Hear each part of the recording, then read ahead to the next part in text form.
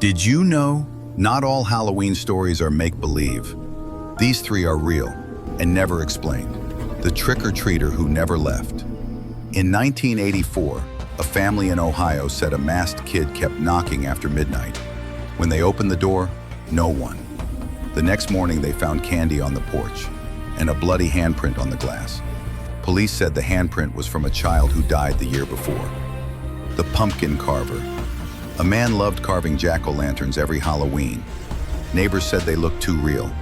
One year, he vanished. When police searched his shed, they found lanterns made from human faces. The last party tape. In 1992, a group of teens filmed their Halloween party. Laughter, dancing, masks. But at the end of the tape, a figure appears standing behind them all. They never invited him. None of those teens were seen again. Only the tape remains.